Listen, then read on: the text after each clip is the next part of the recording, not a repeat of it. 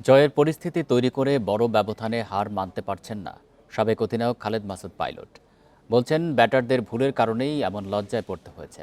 একাদশ আরও ভালো নির্বাচন করা সম্ভব ছিল বলেও মনে করেন সাবেক এই উইকেট কিপার ব্যাটার।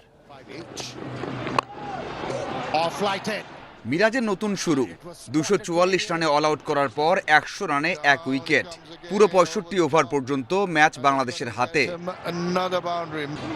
এরপর যা ঘটল তাকে অবিশ্বাস্য বলা ছাড়া উপায় নেই।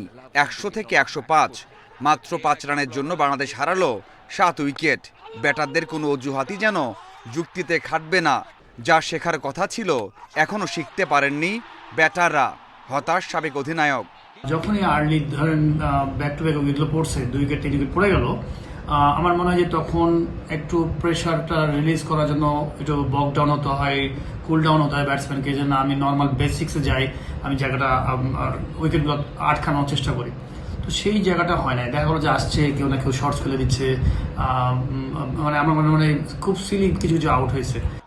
লিটনকে দলে নেওয়া হয়েছে নানা সমালোচনার ভিড়ে। নাইম রিশাদদের একাদশে না থাকা প্রশ্ন তুলেছে। সাবেক অধিনায়কও বিশ্বাস করেন আরও ভালো একাদশ করা যেত। আমার মনে হয় দলটা সিলেকশনটা একটু বেটার হতে পারতো। মনে হয় যে একটা দুটো জায়গায় আমার কাছে মনে হয় যে কিছু ফর্মের প্লেয়ার খেলালে খুব ভালো হতো।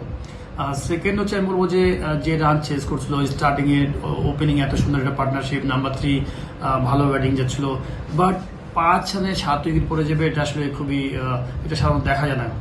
মুশফিক মাহমুদুল্লাহকে ছাড়া শুরুটা হলো বিবর্ণ লজ্জার। তবে খালেদ মাসুদ বিশ্বাস করেন দ্রুতই ঘুরে দাঁড়াবে বাংলাদেশ। শেষ 2 ম্যাচে দারুণ কিছু করবে টাইগাররা। Mazharul Islam, independent news.